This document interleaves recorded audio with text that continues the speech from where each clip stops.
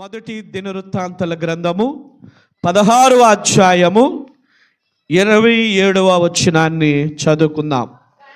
ఘనత ప్రభావములు ఆయన సన్నిధిని ఉన్నవి, బలమును సంతోషమును ఆయన యొద్ద ఉన్నవి. హల్లెలూయా. ప్రభునందు ప్రియమైన దేవుని సంగమా, ప్రియమైన ప్రజలారా, దేవుని జనాంగమా, దావీదు భక్తుడు నిబంధన మందసాన్ని దావీదు యొక్క పురములోనికి తీసుకుని వచ్చినప్పుడు ఆ మందసము ముందు, ఆ మందసము ఎదుట దేవుణ్ణి ఆరాధించడానికి, దేవుణ్ణి స్తుతించడానికి, దేవుని నామాన్ని గణపరచడానికి, దేవుని నామాన్ని మహిమపరచడానికి దావీదు కొంతమంది వ్యక్తులను ఏం చేశారంటే ఏర్పాటు చేసుకున్నాడు. అందులో ప్రాముఖ్యమైన వ్యక్తి వాక్యము సెలవిస్తుంది. ఎవరు అంటే ఆషాపు. దేవునికి స్తోత్రం. హల్లెలూయా.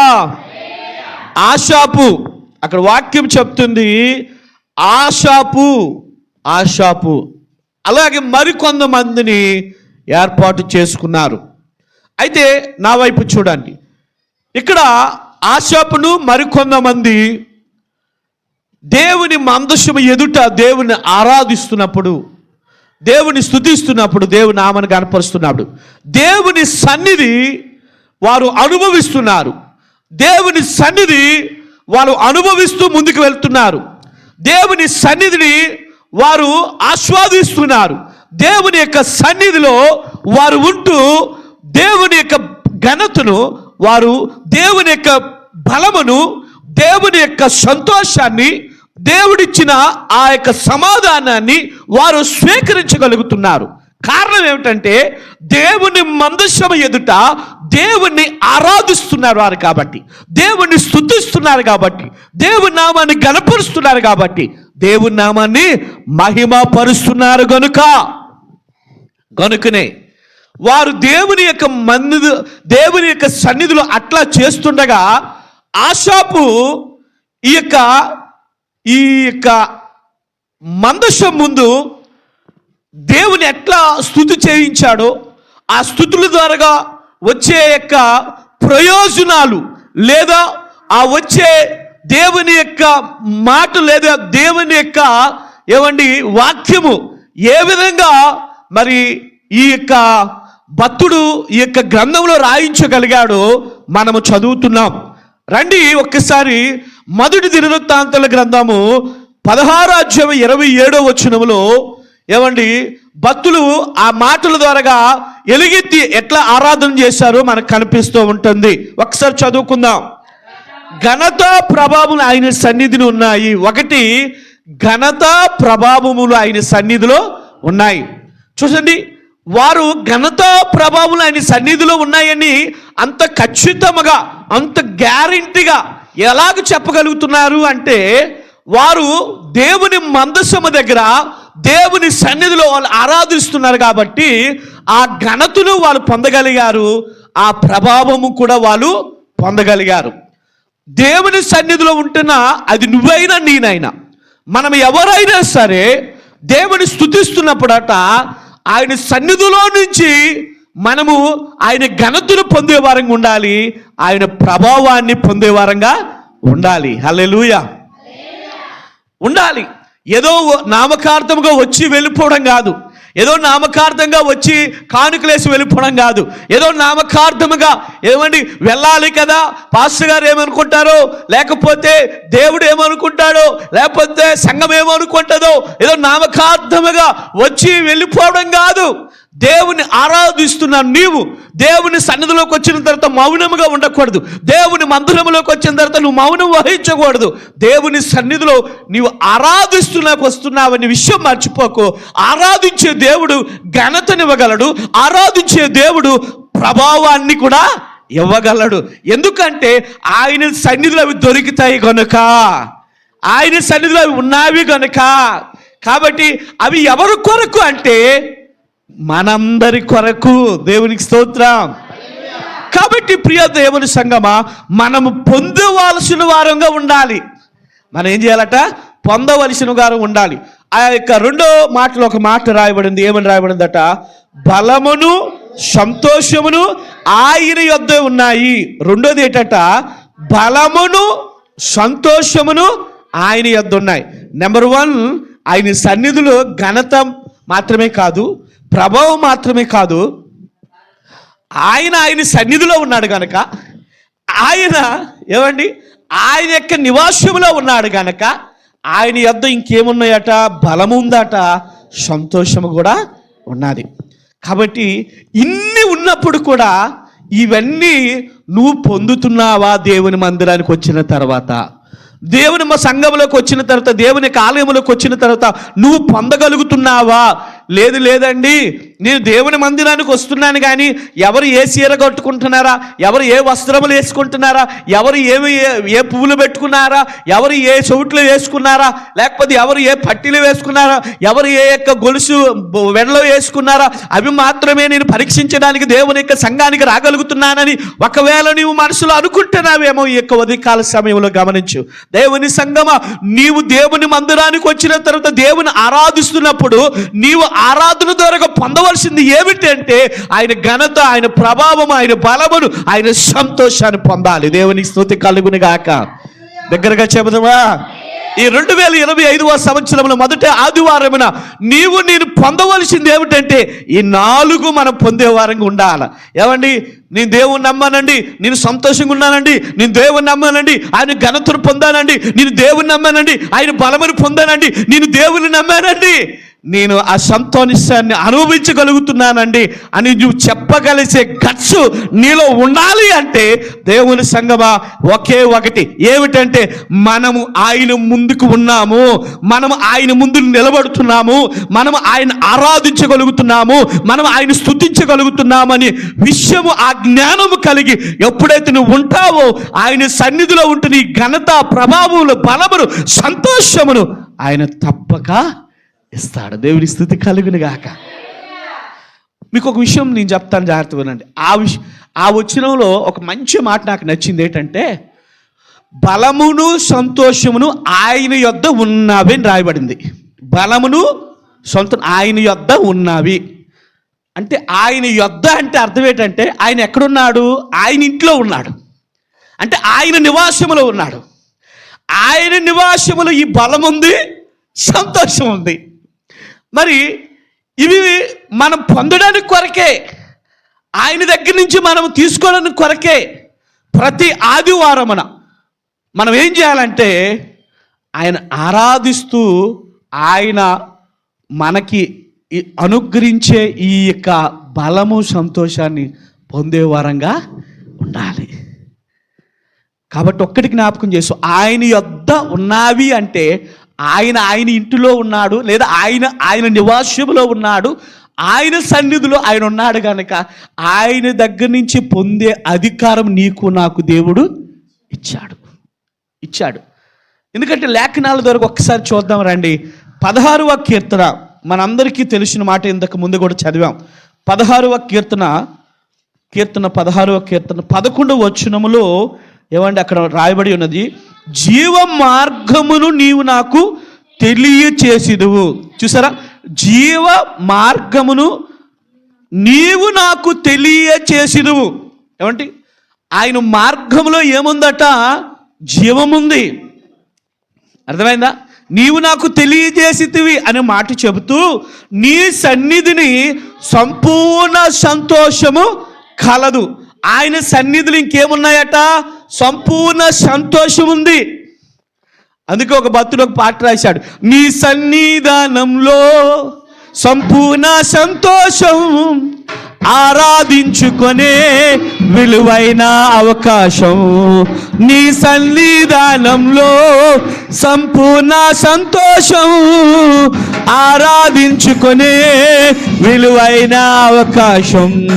కోల్పోయినవన్నీ నాకు ఇచ్చుటకును, బాధల నుండి బ్రతికించుటకును, కోల్పోయినవన్నీ నాకు ఇచ్చుటకును, బాధల నుండి బ్రతికించుటకును, నీవే రాకపోతే నేనేమైపోదును, నీవే రాకపోతే నేనేమైపోదును. హల్లెలూయా. నీవు 2024లో, 2023లో, 2022లో, 2021లో, 2020 సంవత్సరంలో, 2019లో, 2018లో ఏదైతే దేవుని సన్నిధికి వచ్చి నువ్వు కోల్పోయి వెళ్ళిపోయావో, ఈ 2025లో దేవుని సంగమా, దేవుని బిడ్డ, నీవు నేను ఆయన ముందు ఉన్నాము, ఆయన ముందు నిలబడగలుగుతున్నావు, ఆయన ముందు మోకరించగలుగుతున్నావు, ఆయన ముందు కూర్చున్నావు అనే విషయం మర్చిపోకు. ఎందుకంటే ఆయన ఇంటిలో ఉన్నాడు, ఆయన స్థలములో ఉన్నాడు, ఆయన సన్నిధిలో ఉన్నాడు. ఆయన సన్నిధిలో ఉంటున్న నీవు నేను ఆయన మనసారా ఆరాధిస్తే, ఆయన మనసారా స్తుతించగలిగితే, ఆయన మనసారా మహిమపరచగలిగితే, ఆయన సన్నిధిలో ఏమున్నాయట? సంతోషం ఉంది, సంపూర్ణ సంతోషం ఉన్నది. వెళ్తూ కాదండి, వెళ్తూ కాదు. మన ఇంటికి ఇక్కడి నుంచి వెళ్ళిన తర్వాత ఏమండి, వెళ్ళిన తర్వాత కొద్దిసేపు నవ్వుతాం, మరి కొద్దిసేపు బాధ అనేది పడతాం. మానవుడు యొక్క నైజం అది. కొద్దిసేపు సంతోషం, కొద్దిసేపు బాధ, ఏమండి, లేదా కొద్దిసేపు ఆనందము, కొద్దిసేపు కన్నీరు, కొద్దిసేపు ఏమండి ఉత్సాహము, కొద్దిసేపు దుఃఖము, ఇలా కలుగుతూ ఉంటుంది. కానీ దేవుని సన్నిధులట ఏమండి సంపూర్ణమైన సంతోషం ఉన్నది, సంపూర్ణమైన ఆనందం ఉన్నది, సంపూర్ణమైన బలం ఉన్నది, సంపూర్ణమైన ఏమంటే ప్రభావం ఉన్నది, సంపూర్ణమైన ఘనత ఉన్నది. ఇవి మనకి ఇచ్చుట కొరకే.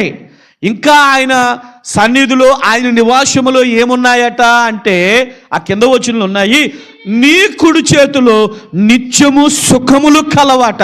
చూసండి, ఆయన సన్నిధిలో ఉన్నాడు కాబట్టి, ఆయన నివాసంలో ఉన్నాడు కాబట్టి, ఆయన కుడి చేతుల్లో ఏమున్నాయట? సుఖములు ఉన్నాయి, సుఖములు ఉన్నాయి. ఆయన కుడి చేతుల్లో ఆశీర్వాదాలు ఉన్నాయి, ఆయన కుడి చేతుల్లో క్షేమం ఉంది, ఆయన కుడి చేతుల్లో దీవులు ఉన్నాయి, ఆయన కుడి చేతుల్లో ఏముంది? నెమ్మది ఉంది, ఆయన కుడి చేతుల్లో ఆశీర్వాదం కూడా ఉన్నది. ఏమండి, ఎవరి కొరకు ఇవన్నీ అంటే, ఎవరి కొరకు అంటే నీ కొరకు, నా కొరకు మాత్రమే, నీ కోసం, నా కోసం మాత్రమే. ఎందుకు? ఆయన ఇవ్వడానికి సిద్ధంగా ఉన్నాడు. పొందడానికి నువ్వు సిద్ధంగా ఉన్నావా? ఆయన ఇవ్వడానికి సిద్ధంగా ఉన్నప్పుడు దేవుని సంగమా, నీవు పొందడానికి సిద్ధంగా ఉన్నావా? పొందడానికి సిద్ధంగా. అందుకే కొలసీలు రాసిన పత్రిక 2వ అధ్యాయంలో ఒక అద్భుతమైన మాట అక్కడ కూడా రాయబడి ఉన్నది. ఆయన యొద్ద ఇంకేమేమి ఉన్నాయో అక్కడ క్లియర్గా రాయబడి ఉన్నది. రండి చూద్దాం. కొలసీలు రాసిన పత్రిక 2వ అధ్యాయంలో మనం చూసినట్లయితే స్పష్టంగా అపోస్తలుడు పౌలు గారు మాట్లాడుతున్నారు. ఏమని మాట్లాడుతున్నారు? 3వ వచనం, బుద్ధి జ్ఞానముల సర్వ సంపదలు ఆయన యందే గుప్తములై ఉన్నవి. బుద్ధి ఉంది, జ్ఞానం ఉంది, సర్వ సంపదలు ఆయన యందే ఉన్నాయి. అంటే కుడి చేతులు సుఖలు మాత్రమే కాదట, ఆయన దగ్గర ఇంకేమేమి ఉన్నాయి? బుద్ధి ఉన్నది, జ్ఞానము ఉన్నది, సర్వ సంపదలు ఉన్నాయి. ఈ బుద్ధి జ్ఞానము లేక చాలా మంది సరిగా చదవలేకపోతున్నారు. ఈ బుద్ధి జ్ఞానం లేక చాలా మంది ఎగ్జామ్లో ఫెయిల్ అవుతున్నారు. ఈ బుద్ధి జ్ఞానం లేక చాలా మంది రన్నింగ్లు ఓడిపోతున్నారు. ఈ బుద్ధి జ్ఞానం లేక చాలా మంది వారి జీవితంలో విఫలమని కనిపిస్తుంది. ఈ బుద్ధి జ్ఞానం లేక చాలా మంది దేవుని సన్నిధిలోకి వచ్చి ఏదో నామకార్థమైన ప్రార్థన, నామకార్థమైన ఉపవాస ప్రార్థన జరిగించుకొని వాళ్ళు యొక్క కాలశాపాన్ని గలుపుతూనే వెళ్ళిపోతున్నారు. దేవుని బిడ్డ ఒక మాట జ్ఞాపకం చేసుకున్నా, ఏదో ఒక ఆదివారం పూట దేవుని సన్నిధికి వచ్చినంత మాత్రాన ఈ బుద్ధి జ్ఞానం నీకు వచ్చేది. ఎప్పుడు ప్రార్థనలు జరుగుతే అప్పుడు నువ్వు ఉండాలి. ఎప్పుడు ప్రార్థనలు జరిగితే ఆ ఆరాధన నీ కుటుంబం సైతం ఉండాలి. ఎప్పుడు ప్రార్థనలు జరుగుతుంటే నీ కుటుంబంలో అంతా కూడా దేవుని యందు భయము భక్తి కలిగి నువ్వు రావాలి. అంతేగాని కొడుకు వస్తే తల్లి రాదు, తల్లి వస్తే అత్త రాదు, అత్త వస్తే పిల్లలు రారు. ఆ విధంగా ఈ రోజుల్లో ఏమండి మనుషులు ఏమండి ఒకరికి ఏం చేసుకుంటున్నారు? ఈరోజు నువ్వు వెళ్ళు, రేపు నేను వెళ్తాను, ఈరోజు నువ్వు వెళ్ళు, ఇంకో రోజు నేను వెళ్తాను. ఏమండి ఎలా పొందుకుంటావు బుద్ధిని? ఎలా పొందుకుంటావు జ్ఞానముని? ఎలా పొందుకుంటావు సర్వ సంపదలని? నీ కష్టార్జితం దేవుడు దీవించాలంటే, నువ్వు రాస్తున్న ఎగ్జామ్ పట్ల దేవుని కృప ఉండాలంటే, నీవు ప్రయత్నిస్తున్న ప్రతి ఒక్క ప్రయత్నం యొక్క ఆ యొక్క ఏమిటంటే జాబ్ విషయంలో నీవు ఏమండి దానికి రెట్టింపు ఆశీర్వాదం జాబులు పొందగలగాలంటే, దేవుని సంగమా ఒక్కడి జ్ఞాపకము చేసుకో. ఎల్లప్పుడూ కూడా ఆయన ఆరాధించడానికి, ఎల్లప్పుడూ ఆయన స్తుతించడానికి, ఎల్లప్పుడూ ఆయన ఘనపరచడానికి, ఎల్లప్పుడూ ఆయన్ని మహిమపరచడానికి, ఎల్లప్పుడూ కూడా ఆయన్ని ఆరాధించడానికి మాత్రమే నిన్ను నీ కుటుంబం దేవుని కొరకు సమర్పించుకొని దేవుని సన్నిధిలోకి రావాలి. అలాగ వస్తేనే ఘనతనివ్వగలడు, అలాగొస్తేనే ప్రభావం ఇవ్వగలడు, అలాగొస్తేనే బలమని ఇవ్వగలడు, అలాగొస్తేనే సంతోషం ఇవ్వగలడు, అలాగొస్తేనే సంపూర్ణ సంతోషం ఇవ్వగలడు, అలాగొస్తేనే సుఖములు ఇవ్వగలడు, అలాగొస్తేనే బుద్ధిని ఇవ్వగలడు, అలాగని వస్తే నీకేమి ఇవ్వగలడు? జ్ఞానము సర్వ సంపదలు కూడా ఇవ్వగలడు. ఆయన ఇచ్చే దేవుడికి ఆయన ఇవ్వలేని వాడు కాడు. దేవునికి స్తుతి కలుగును గాక, దేవునికి స్తుతి కలుగును గాక. నీవు ఏది కోల్పోయావో 2024లో 2025లో రీస్టోర్ చేయడానికి దేవుడు సిద్ధంగా ఉన్నాడు. ఎందుకు అంటే నీకు ఇవ్వడానికే, నీ కుటుంబానికి ఇవ్వడానికి. పొందడానికి నువ్వు సిద్ధంగా ఉన్నావా? పొందుకోవడానికి సిద్ధంగా ఉన్నావా? ఏదో నామకార్థంగా నేను దేవుని నమ్మానండి, నేను సంతోషంగా ఉన్నానండి, నేను జ్ఞానం కలిగి ఉన్నానండి, నేను బాగా పాటలు పాడగలండి, బాగా నేను వాయిద్యం వాయించగలండి, బాగా నేను ఏంటి అది చేయగలను, ఇది చేయలేను, మాటలో చెప్పినంత ఏమండి సులువు కాదు ఇది భక్తి. అర్థమవుతుందా? నీవు సరిచేయడానికి, నువ్వు సరిచేయబడ్డానికి, నువ్వు దేవుని మందిరానికి వచ్చినా సరే నీ హృదయం ఎలాగుంది, నీ మనసు ఎలాగుంది, నీ ఆలోచన ఉంది, నువ్వు కూర్చున్న స్థలం ఎట్లా ఉందో ఒక్కసారి ఆలోచించేయి. మనసు ఎక్కడో ఉంటే అది నీకు ఆధ్యాత్మిక ఆశీర్వాదాన్ని ఇవ్వదు, ఆధ్యాత్మిక దీవెనను ఇవ్వదు. అర్థమవుతుందా?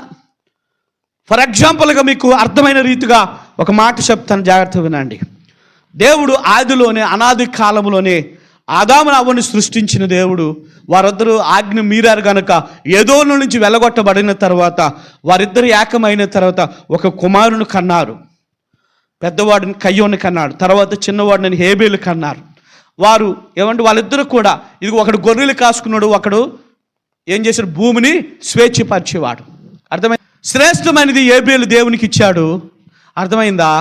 శ్రేష్టమైన దాన్ని దేవునికి ఇవ్వలేకపోయాడు కయ్యోనులో కోపము ఉండడం కారణంగా, కయ్యోనులో కోపం రావడం కారణంగా, అరే ఆ దేవుడు నా తమ్ముడు తెచ్చిన దాన్ని అంగీకరించాడు అంటే నేను పెద్దోడిని కదా, ఆయన ఆ మాట వినాలి కదా అనుకున్నాడేమో. ఏమండి? అయితే ఏది ఏమైనా సరే కయ్యోను తమ్ముడి మీద కోపం మీద తమ్ముడిని చంపేశాడు. జాగ్రత్త వినండి. చంపిన తర్వాత దేవుడు చూడడం మానేశాడా? చూడడం మానలేదు. ఒక విషయం చెప్పనా? ఏం చేశాడు తెలుసా? దేవుడు ఏం చేశాడు? ఒక్కసారి ఆదికాండము 4:14 చదవండి ఒక్కసారి. మనకు క్లియర్గా అక్కడ రాయబడి ఉన్నది. ఆదికాండము 4:14 మన వాక్యములోనే ఉన్నాం. వాక్యం సైడ్కి వెళ్ళిపోలేదు. దేవుని సంగమా, నేడు ఈ ప్రదేశం నుండి నన్ను వెళ్ళగొట్టితివి, నీ సన్నిధికి రాకుండా వెలివేయబడి. చూసారా? ఏమండి? కయ్యోను దేవుని సన్నిధిలో నుంచి ఏమైపోయాడు? వెలివేయబడ్డాడు. ఎందుకు వెలివేయబడ్డాడమ్మా?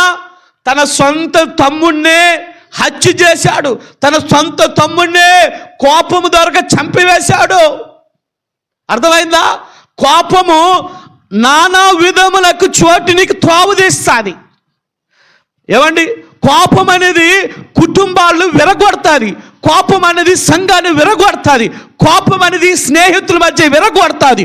కోపం అనేది ఏం చేస్తుంది తెలుసా? బంధువుల మధ్య విరగొట్టేస్తుంది. కోపం అనేది భార్య భర్తలు వేరు చేస్తూ ఉంటుంది. జాగ్రత్త. కోపము దేవుని నీతిని నెరవేర్చలేదు. దేవుని యొక్క నీతిని నెరవేర్చలేదు కోపము. దేవుని బిడ్డ కయ్యోను కోపపడబట్టే దేవుని సన్నిధిలోకి వెళ్ళే అర్హత, యోగ్యత లేదు. కారణం ఏంటంటే వెలివేయబడ్డాడు. నేను కూడా ఒక విషయాన్ని గమనించాలా. నేను కూడా ఒక విషయాన్ని ఆలోచన చేయాలి ఇక్కడ. అది ఏమిటంటే, దేవుని సన్నిధికి నువ్వు దూరంగా ఉన్నావేమో కోపాన్ని బట్టి. నేను ఎందుకు వెళ్ళాలి, నేను దేనికి వెళ్ళాలి, ఏ కారణం చేత వెళ్ళాలి, ఏమండి తర్వాత వెళ్ళవచ్చులే అనుకొని కొన్ని సంఘములు ఉన్న పరిస్థితులు బట్టి నిన్ను నీవు ఆలోచించుకుని దేవుని సన్నిధికి దూరం అయిపోతున్నావేమో. శారీరకంగా దూరం అయిపోతున్నారు చాలామంది దేవుని సన్నిధికి. ఆధ్యాత్మికంగా దూరం అయిపోతున్నారు చాలామంది దేవునికి. మీకు విషయం చెప్పనా? వెలివేయబడిన తర్వాత 16 వచనం దగ్గరికి వచ్చేసరికి అక్కడ ఏం జరిగింది చూద్దామండి. అప్పుడు కయ్యోను యెహోవా సన్నిధిలో నుండి బయలుదేరి వెళ్ళి, చూసారు, ఇక్కడ ఆపండి. చూసారా? అప్పుడు కయ్యోను యెహోవా సన్నిధిలో నుండి బయలుదేరి వెళ్ళి అని రాయబడింది. అంటే ఈ 14 వచ్చి నుంచి 16 వచ్చిన దానికి ఈ మధ్యలో ఏం జరిగిందంటారు? ఒకసారి ఆలోచించండి. ముందు వెలివేయబడ్డాడు, మరలా దేవుని సన్నిధికి ఎలాగ రాగలిగాడు? 14 వచ్చులో వెలివేయబడ్డాడు. 16 వచ్చిన దగ్గరికి వచ్చేసరికి దేవుని సన్నిధిలో నుండి బయలుదేరి వెళ్ళాడు. అంటే దేవుని సన్నిధిలోనికి వచ్చాడా లేదా? ఒక మాట నేను చెప్తాను, జాగ్రత్త వినండి, చాలా జాగ్రత్త వినండి. కయ్యోను పశ్చాత్తాపడి రాలే, నన్ను క్షమించు అని రాలే, నన్ను మన్నించు అని రాలే, తన తప్పును ఒప్పుకొని రాలే. అక్కడ జరిగిన సంఘటన ఏంటంటే దేవుడే కయ్యోన్ని క్షమించి వదిలిచాడు. దేవుడే కయ్యాని మీద కనికరము చూపించాడు. దేవుడే కయ్యోని మీద ప్రేమను చూపించాడు. అర్థమవుతుందా? అంటే కయ్యోను వంటి నీవైనా, అది నేనైనా, కయ్యోను వంటి మరి ఎవరైనా, నువ్వు ఎంత తప్పు చేయి, నువ్వెంత పాపము చేయి, ఎంత నీచమైన పని చేయి, దేవుని బిడ్డ దేవుడు ఏం చేస్తున్నాడంటే చూసి చూడనట్టుగా నిన్ను విడిచిపెట్టేస్తున్నాడు. కానీ ఇప్పుడు విడిచిపెట్టవచ్చు. ఆయన రాకడొచ్చిన తర్వాత తీర్పులో ఆయన ఏమాత్రము విడిచిపెట్టే దేవుడు కాడు. దేవునికి స్తుతి కలుగును గాక. బిగ్గరగా చెబుదామా? మీకు అర్థమైందా దేవుని యొక్క వాక్యం? అర్థమైందండి దేవుని యొక్క వాక్యం? అంటే దేవుడు ఎందుకు కయ్యోన్ని, ఎందుకంటే యోధా గ్రంథంలో కయ్యోను భ్రష్టుడు అని రాయబడింది, కయ్యోను అవిధేయుడని రాయబడింది, కయ్యోను కంటే ఏబేలు యొక్క అర్పణం శ్రేష్టమైనది అని రాయబడింది. అర్థమైందా? కయ్యోను అపవిత్రుడు ఆయను అని రాయబడి ఉన్నది. అంటే ఎందుకు ఈ మాటలు చెబుతున్నానంటే, దేవుని సంగమా, కయ్యోను ఎక్కడ పశ్చాత్తాపపడడానికి అవకాశం లేకుండా, అంటే ఒక విధంగా చెప్పాలంటే కయ్యోను పశ్చాత్తాపడలేదు, కానీ దేవుడు ప్రేమించాడు, దేవుడు కనికర చూపించాడు, దేవుడు క్షమించాడు. ఎందుకంటే తన ద్వారా ఒక జనరేషన్ అనేది ఒక దేశంలోనికి